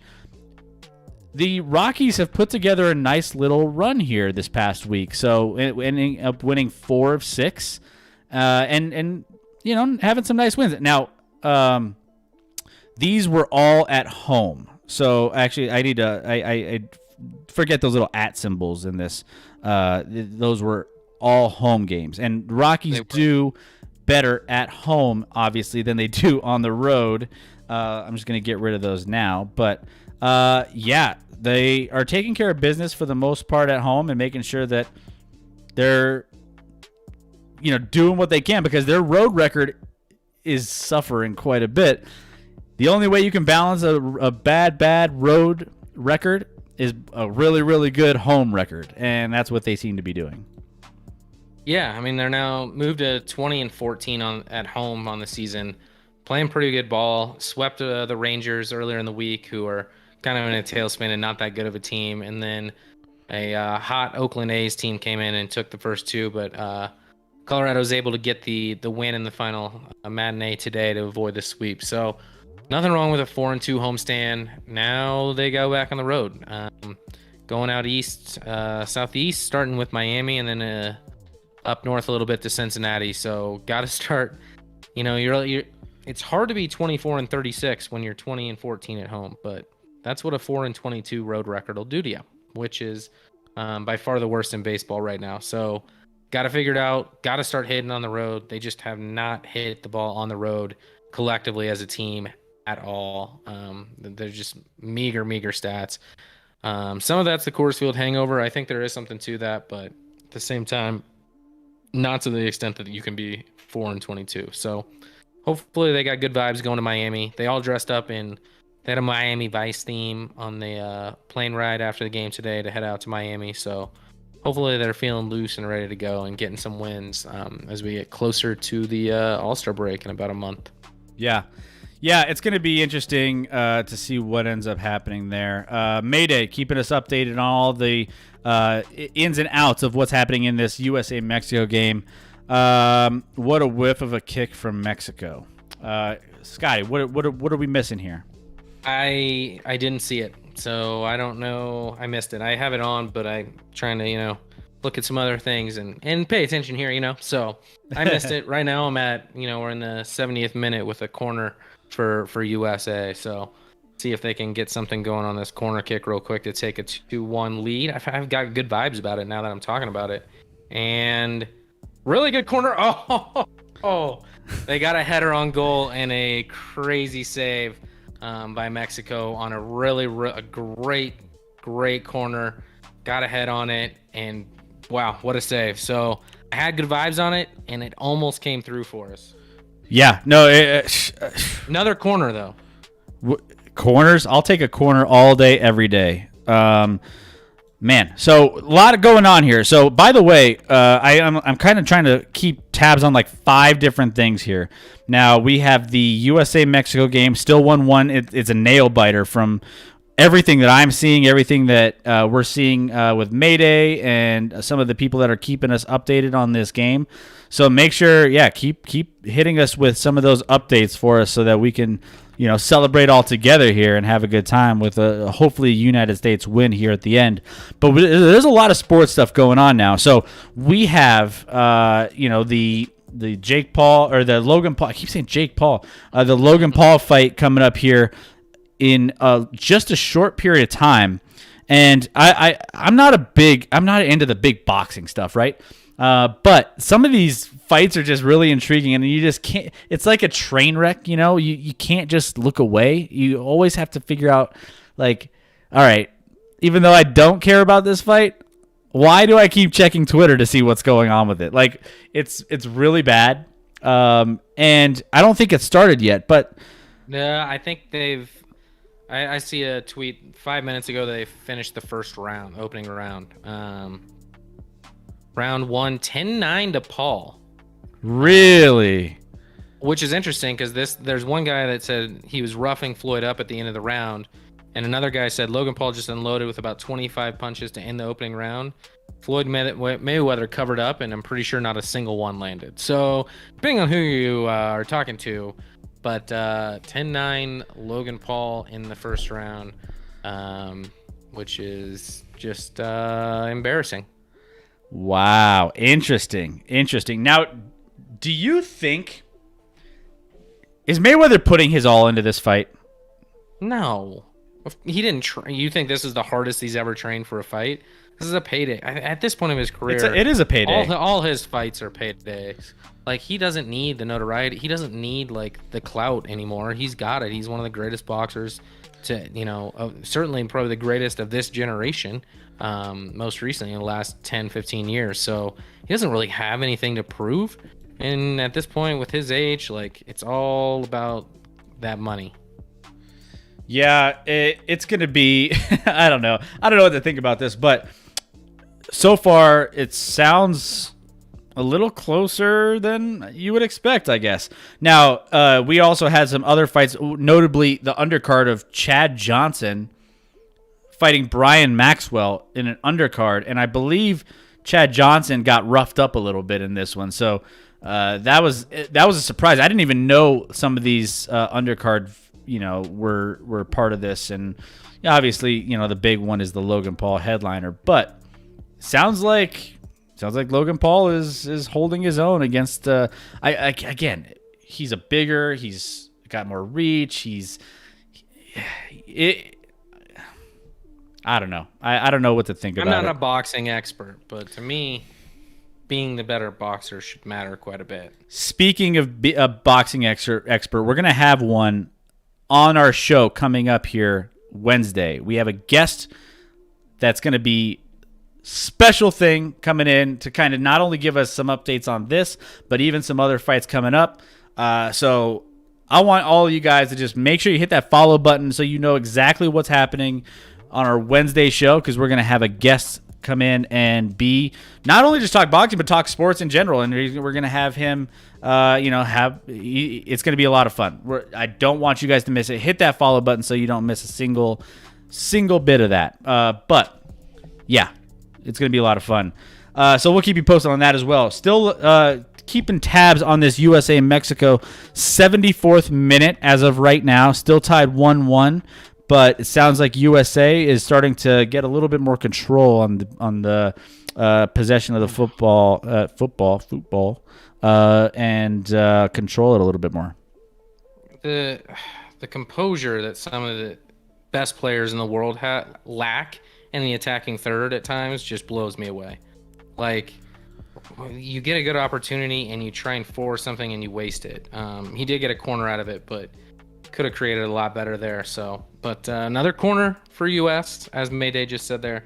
So we'll see if they can execute again on this, and Pulisic's going to drive it in there. So we'll see what happens. And then if he hits it, we're just going to explode. We're going to explode. Another great one.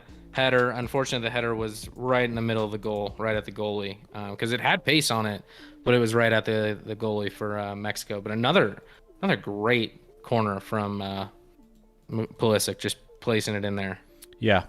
No, it's keep chipping away, guys. Got to keep chipping away. Another big move that happened today was Julio Jones getting traded over to the Tennessee Titans. So wanted to get your initial reaction on what this looks like for Tennessee, what it looks like for Atlanta. Obviously, Atlanta needed to make a move just from a financial standpoint. They didn't want to get rid of Julio Jones, but really didn't have a choice.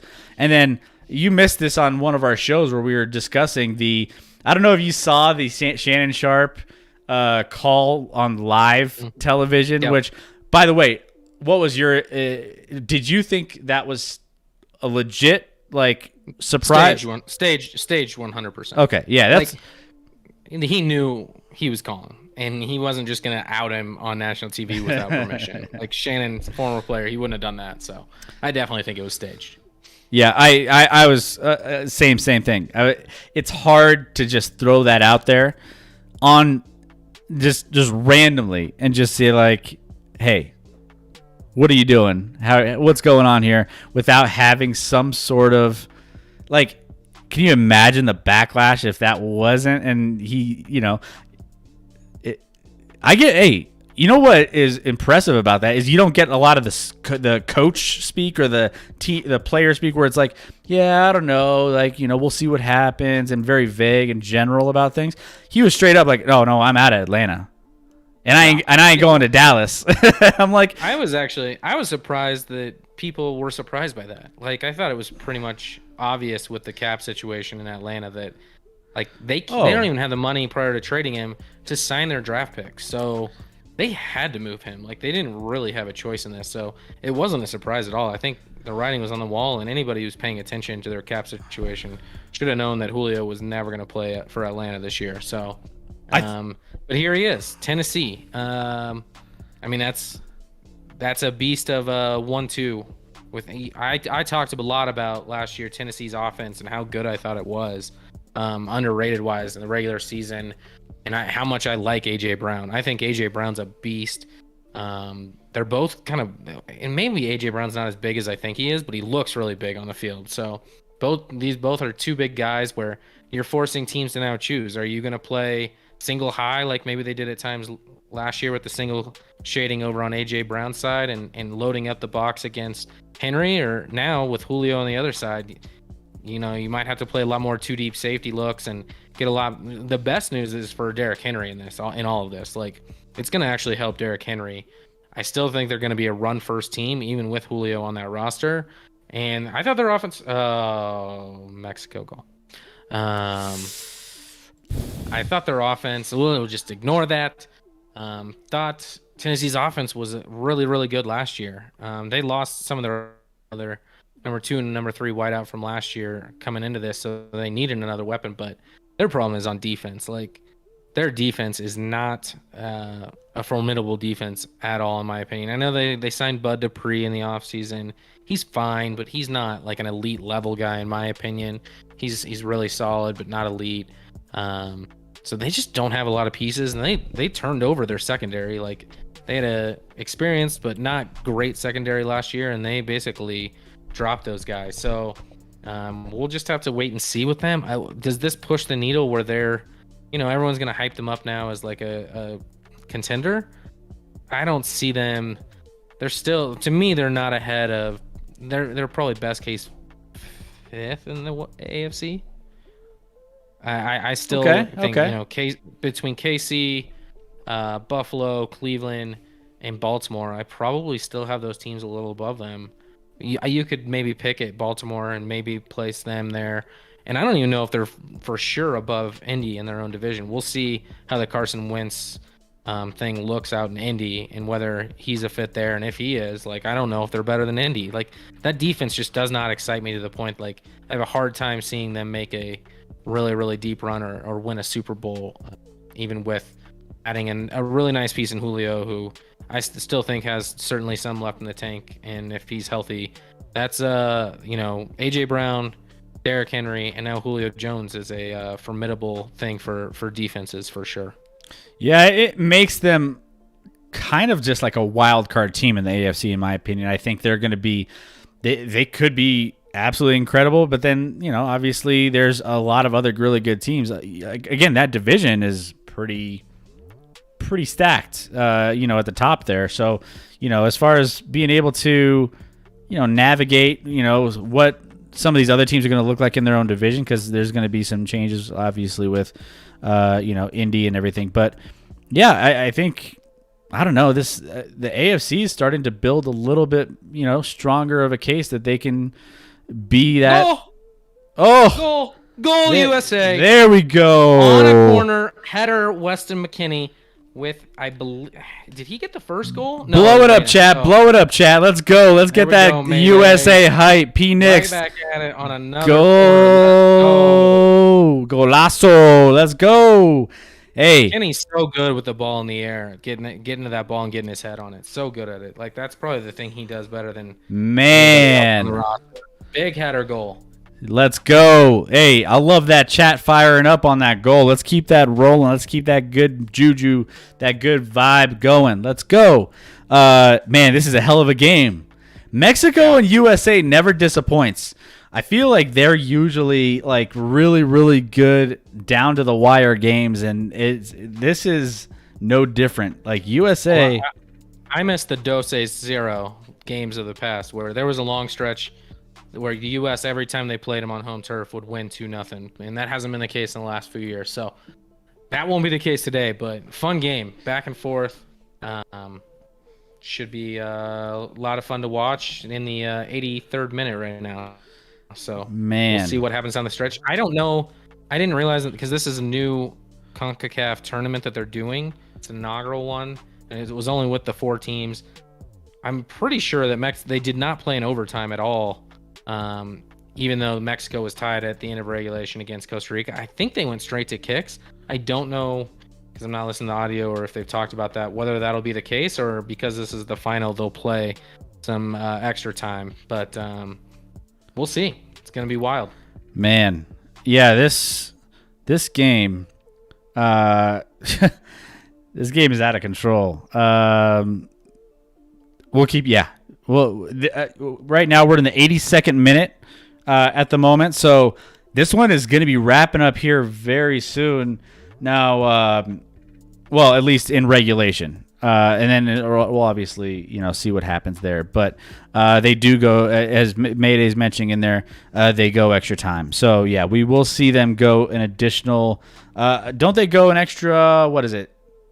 Well, normally it's 2 15s, I would think, so an extra 30. Yeah, okay. Yeah, I don't know if this one, usually it's not golden goal either, so it's not, even if there is a goal, they play out the full 30. So, like I said, I don't know if that's the case here, but I'd like to see a little extra time prior to kicks if that's what ends up happening, if no one gets a goal in the last stretch here. We are in viewer's choice, so let's talk about whatever you guys want to talk about, whether that's some boxing. We got the USA Mexico going on. We have anything you want. Now Deb, she's taking her little she wants to talk about some Broncos, quote from Dumb and Dumber. So what you're saying is the Broncos have a chance against these other teams in the AFC. Well, they need to I feel like in order to have a really good chance, they need Aaron Rodgers, and right now there's another deadline that we're hitting with Aaron Rodgers. I believe he's not going to be. There's a July deadline or something along those lines that popped up. That I didn't hear about that. That could be the case. I haven't heard on that. Yeah, there's something else that popped up with some contract stuff and this and that. So, yeah, we'll touch a little bit more on that, I think, coming up this week in the next show. But yeah, so unless the Broncos get Aaron Rodgers, I don't like their chances with either the quarterbacks that they have against the stacked or getting AFC that's getting a lot stronger in the conference. So, you have Tennessee, you got obviously the Chiefs, you got the Chargers that are going to be up and coming with their nice young team. That's going to be tough just within the own division. So yeah, it's going to be interesting for sure. This USA Mexico game. Yeah, it's pretty crazy. Pretty nuts. And McKinney just got a yellow card, so we got to be a little careful. I think we got 3 guys out there with yellows right now, so don't want them to get a second yellow, pick that up. But and now with the boxing match, it looks like it's got through at least 4 times. Or 4 rounds, I'm sorry, where it looks like it's 2-2 after they've split the rounds. With what I heard, round 4 Mayweather took pretty handily, and it might be the case where Logan Paul is starting to wear down and get a little tired out there, which is something to watch for sure in that, if any of you were watching that. Are any of you throw that out there real quick? Throw it in the chat. I want to see if anyone's out there that's watching the Logan Paul Mayweather fight, because I mean, obviously, there are some people that are really interested in that fight, but let us know if you guys ordered it or if you have it. I'd love to get your thoughts on whether or not you're enjoying the fight, if it's legit.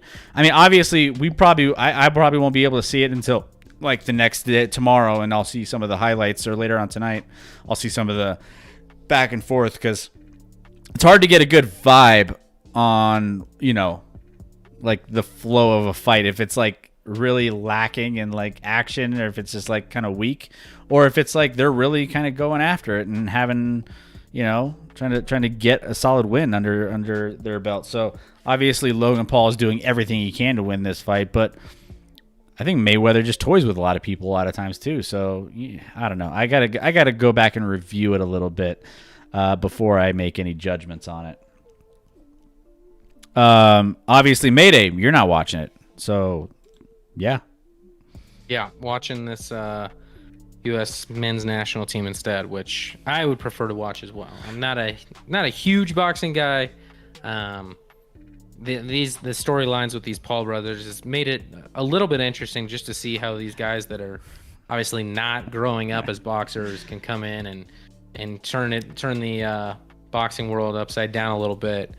I'm curious to know, and maybe your expert on Wednesday can talk about his thoughts on the Paul brothers and how guys who are big boxing fans feel about them coming in and kind of stealing a lot of the headlines in boxing right now, which helps boxing in a way, but at the same time, does it diminish when these guys are going in and beating? And granted, they're not beating the best in the world, but Mayweather, obviously, not at the peak of his career, but is one of the best to ever do it. So if he were to compete and even if Paul lost, but hung in there, like how do you feel as a boxing fan? Like are they good for the sport, or are they ruining the sport? Well, and that's the biggest question I think that we need to ask ourselves is, so boxing was a dying sport. It still kind of is in a sense.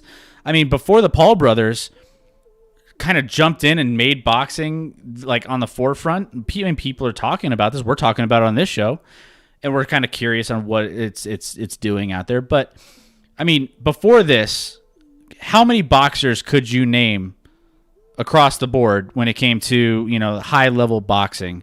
You had, Fury, Tyson Fury, you had, I don't know. You had Alvarez, Canelo, Alvarez, you had Triple G at one point. Those are like the big ones that I could really name. Outside of that, like there wasn't really much that I can really say, oh yeah, like I know who's who in boxing. It's a dying sport, but all of a sudden you get 2 clowns, and not only this, but I mean, this kind of started with whoa, there's a nice little shot. I don't know if I'm delayed or not, but I saw a nice little shot on goal that's going to be going to a corner potentially here for Mexico. I don't know where you're at. I don't know. I'm at 89.40, so you're probably just in front of me because I've been on it for a while. So I just hit 90. So yeah, I'm a little bit ahead of you. But this started kind of with the McGregor Mayweather, right? Because McGregor came in from the UFC, not a boxer, but he, a lot of people saw what he was doing in the UFC, kind of came over and did these exhibition matches with Mayweather and tried to get the hype going. And all of a sudden that kind of opened the door for these kind of weird kind of exhibition boxing fights that aren't official. And there is a little bit more of a flair to that, but it's not like real. It's not like the boxing, like the best of the best, like fighting each other. It's weird matches and stuff. So I don't know. Is boxing evolved into something that's not? It's More not theatrical than. Yeah, it's more entertainment than it is actual. Trying to find the best boxer. It's like Right. you just want to see interesting people fight each other. Right. Yeah. We'll see how it progresses, but and help me out, chat, because the U.S. definitely has a different goalie in than what they had earlier in this half. Almost. And I don't know what happened to the U.S. men's goalie because it's definitely a different guy back there right now, and I missed whatever happened there. So Yeah. Yeah, I'm at But he just made.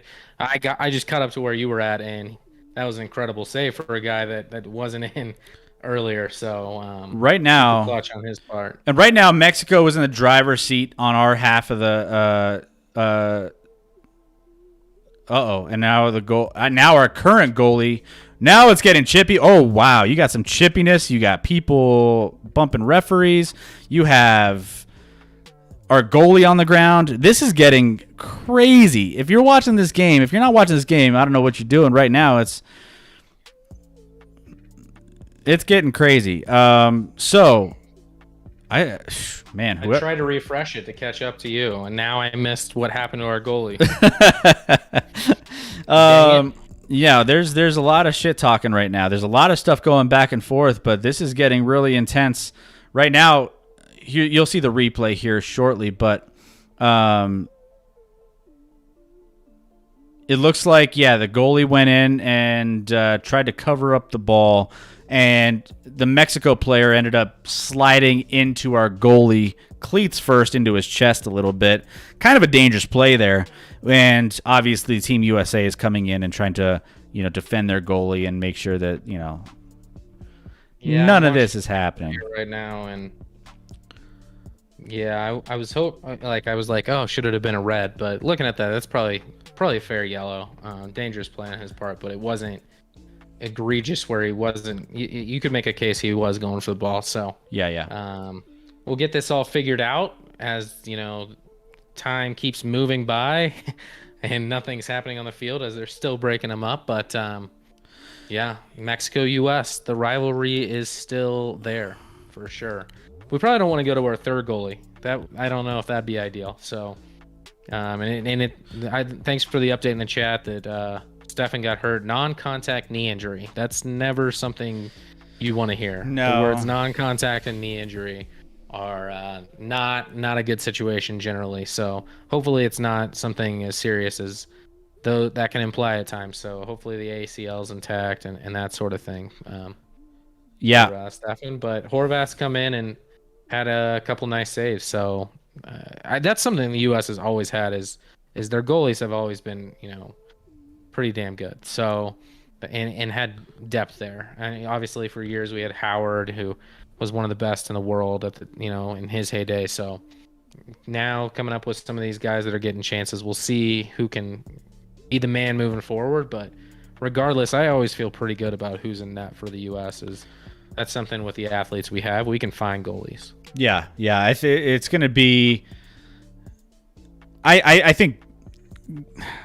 I don't know. I think there's other areas on the USA that I typically worry about more than goalie for us. So I'd start with a 9. We don't have, for whatever reason, 9 being for those that even like your top forward, your forward at the top in the middle there, that just can make plays and one-on-one and score and stuff. Like Altidore has always been hopefully that guy, and he has kind of been that at times, but unfortunately, too many injuries along the way to really make that a consistent thing. And outside of him, like they just haven't had that guy. Like Sargent's trying to be that guy and had a chance and didn't come through today, so far at least. So they need to find a finisher, like a guy that just consistently, when he gets opportunities, he puts it in the back of the net.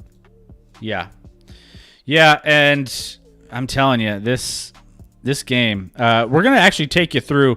Scotty, how you feeling? I mean, normally we run into, I know you're feeling under the weather right now, and you've been a trooper getting us through this stream. But right now, this game is going kind of crazy. We'll take you through the bottom of the hour here. It's 9:30 Mountain Time, but we have a really, really good game going.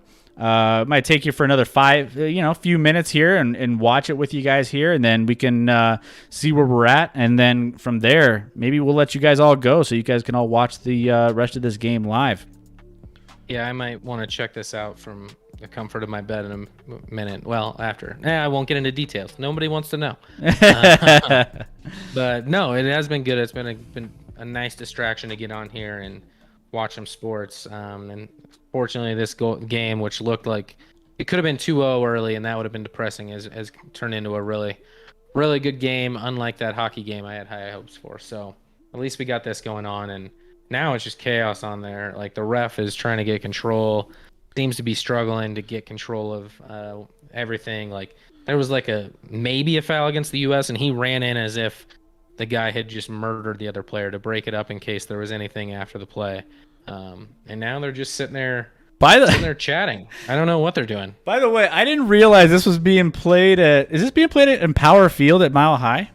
Oh yeah, you didn't know that? I literally just saw the zoom of I just completely lost that this is being played in our city right now. Oh yeah. I didn't realize it was here. I guarantee it's a pro Mexico crowd. Oh, 100% it's a pro Mexico crowd. I had friends that went to the semis the other night, which was also there, and they said, Mexico by far had the most fans there, and the place was way more packed for the second game than the first game, which was the Mexico game. So yeah, probably, even though it's in the U.S. and you'd think, home field advantage for the U.S., it's not really that way. The Mexican natives out here in Colorado really show up and show out when they play here in Colorado, which is why we never have a qualifying game against Mexico in Denver, because they want that in an area where maybe there isn't quite the Mexican population that we see here in Colorado. So we definitely have a big time pro Mexico crowd here. I mean, obviously, we're not too far away from Mexico geographically. You got Arizona, Colorado, New Mexico, Texas. I mean, all that's American Southwest area. I guess we kind of fit in like that region, but we have a lot of big time Mexico fans here in Colorado. So yeah, but let's go ahead. Yeah, we'll wrap things up here on the stream. We've had a fantastic couple hours with you guys. We're gonna just get things all buttoned up here. We're gonna get you guys so you can enjoy this a little bit more on your own. But thank you guys all so much for being a part of this. Another big opportunity. Every time I look down, I see something big happening, and I'm just like, oh no, here we go. Mexico right now has control inside our own box, kind of moving the ball around. Center and cleared by USA. So, but thank you so much for all of you guys. We had our chat was buzzing tonight, guys, and we love every single time we get a lot of people jumping in and participating. So thank you all to everyone who participated here. Mayday, Phoenix, Deb, as always, you guys are all rock stars. Nico popping in early and asking some questions and jumping in with some NBA stuff. Love all of our lab rats, all of you guys who jumped in and participated here. And we definitely want to have you back here. So if you're here, make sure you hit that follow button. And Mayday, no, stick around until the end of the game. Oh, you want to? The end of regulation is here. I would sometimes, but I've got to go. I'm not feeling so hot, and I need to deal with some situation. Yeah. So Scotty's feeling a little bit under the weather. So we are going to wrap it up, Mayday. Unfortunately, I would love to stay with you a little bit longer, but we're going to keep tabs on it and make sure that, keep it going here. Keep it. Just because we're signing off doesn't mean you can't, keep watching the game. And I want to hear. We're probably going to open up the show on Wednesday. So make sure you're hitting us up on Wednesday. Hit that follow button. We're live on Twitch, Facebook, and YouTube every single Wednesday and Sunday. So hit that follow button as always. It doesn't cost you anything. Resock earlier already followed, so thank you so much. Thank you for all the support for that.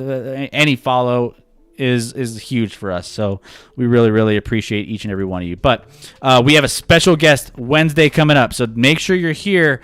We're going to be talking not only sports, but we're going to be talking boxing. We're going to get you caught up on what happens with the fallout of the Mayweather-Logan fight, Logan Paul fight. So make sure you're here. We want to see you each and every stream here. All right, Mayday. See ya. All right, we'll see you guys as well. Have a fantastic start to your week. We will meet you halfway through the week on Wednesday. Can't wait to see you there. Love you guys. Love you guys. Have a good night. Go USA. Go USA. Golazos. More. Let's get this going.